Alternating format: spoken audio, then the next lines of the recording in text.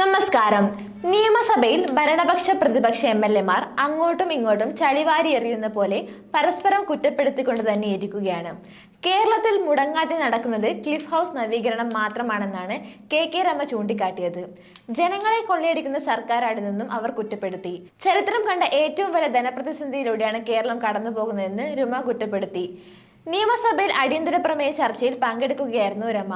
സർക്കാരിന്റെ കെടുകാര്യസ്ഥതയും ധൂർത്തുമാണ് ഈ പ്രതിസന്ധിക്ക് പ്രധാന കാരണമെന്ന് രമ കുറ്റപ്പെടുത്തിയിട്ടുണ്ട്. കേന്ദ്രത്തിനെതിരായ സമരം സർക്കാർ നിലപാട് രാഷ്ട്രീയ മര്യാദയില്ലെന്ന് കെ രമ എംഎൽഎ. ഞങ്ങൾ ചെയ്യുമ്പോൾ നിങ്ങൾ കൂടെ നിൽക്കണം എന്ന് പറയുന്നത് മര്യാദയല്ല. മുഖ്യമന്ത്രി പിണറായി വിജയന്റെ ഔദ്യോഗിക വസതിയിൽ കർട്ടൻ നിർമ്മിക്കുന്നതിന് 7 ലക്ഷം രൂപ ചെലവാക്കിയത് നിയമസഭയിൽ ഭരണ പ്രതിപക്ഷ അംഗങ്ങൾ തമ്മിൽ വാഗ്പോരിലേക്ക് നയിച്ചു. കർട്ടൻ സ്വർണം പൂശിയതാണോ എന്ന് കെ രമ പരിഹസിച്ചു. കേരളത്തിൽ മുടങ്ങാതെ നടക്കുന്നത് ക്ലിഫ് ഹൗസ് നവീകരണം മാത്രമാണ്. ജനങ്ങളെ കൊള്ളയടിക്കുന്ന സർക്കാരാണിതെന്നും കെ രമ കുറ്റപ്പെടുത്തിയിട്ടുണ്ടായിരുന്നു. ടാങ്ക് നിർമ്മിക്കാൻ 5.9 ലക്ഷത്തിന്റെ ടെൻഡർ വിളിച്ചിരിക്കുകയാണ്. കർട്ടൻ നിർമ്മിക്കാൻ 7 ലക്ഷം രൂപ. ഈ കർട്ടൻ എന്താ സ്വർണം പൂശിയതാണോ? ഇതിന്റെ ഉപയോഗം കഴിഞ്ഞ് മ്യൂസിയത്തിൽ വയ്ക്കുന്നത് നന്നായിരിക്കും. സാധാരണക്കാരിൽ നിന്നും നികുതി പിഴിഞ്ഞെടുക്കുകയാണ്. എന്നാൽ വൻകിടക്കാരെ ഇത് ബാധിക്കുന്നില്ല. വൻകിടക്കാരിൽ നിന്ന് എത്ര നികുതി പിരിച്ചുവെന്നത് പരിശോധിക്കണം. നികുതി പിരിവിൽ സർക്കാരിന്റെ ഭാഗത്തു നിന്ന് വീഴ്ചയുണ്ടാകുമെന്നും രമ പറഞ്ഞു.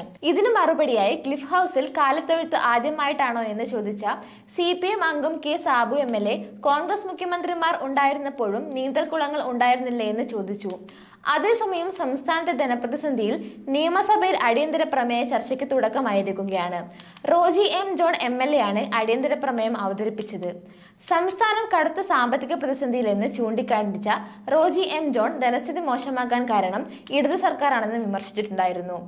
എന്നാൽ സാമ്പത്തിക ബുദ്ധിമുട്ടുണ്ടെന്നും സംസ്ഥാനം നിന്നുപോകുന്ന അവസ്ഥയിലല്ലെന്നും ധനമന്ത്രി KN ബാലഗോപാൽ മറുപടി നൽകി. ചർച്ചയ്ക്ക് ശേഷം പ്രതിപക്ഷം സഭയിൽ നിന്ന് ഇറങ്ങിപ്പോയതിന് പിന്നാലെ പ്രമേയം തള്ളുന്നതായി സ്പീക്കർ പറഞ്ഞിട്ടുണ്ട്. VD സതീശൻ ധനമന്ത്രിയെ പരാജയമെന്ന് കുറ്റപ്പെടുത്തിയപ്പോൾ കണക്കും രാഷ്ട്രീയവും പറഞ്ഞ് കേന്ദ്ര സർക്കാരിനെയും പ്രതിപക്ഷത്തെയും ഒരേപോലെ വിമർശിച്ചാണ് മന്ത്രി തിരിച്ചടിച്ചത്. ലൈഫ് മിഷനുമായി ബന്ധപ്പെട്ട് പ്രതിപക്ഷ നേതാവ് പറഞ്ഞ കണക്കുകൾ തെറ്റാണെന്ന് മന്ത്രി MB രാജേഷും പ്രതികരിച്ചു. 2 മണിക്കൂറും 35 മിനിറ്റുമാണ് അടിയന്തര പ്രമേയം നീണ്ടത്. സംസ്ഥാനത്തെ സാമ്പത്തിക പ്രതിസന്ധിക്ക് കാരണം സംസ്ഥാന സർക്കാരാണെന്നായിരുന്നു പ്രതിപക്ഷത്തു നിന്നുള്ള 5 നേതാക്കൾ കുറ്റപ്പെടുത്തിയിരുന്നത്. കണക്കിൽ അവ്യക്തതയടക്കം ചൂണ്ടിക്കാണിച്ചാണ് പ്രതിപക്ഷം വിമർശിച്ചത്. എന്നാൽ കേന്ദ്ര സർക്കാരിന്റെ നിലപാടാണ് കേരളത്തിലെ സാമ്പത്തിക പ്രതിസന്ധിക്ക് കാരണമെന്നായിരുന്നു ധനമന്ത്രി മറുപടിയിൽ വിമർശിച്ചത്.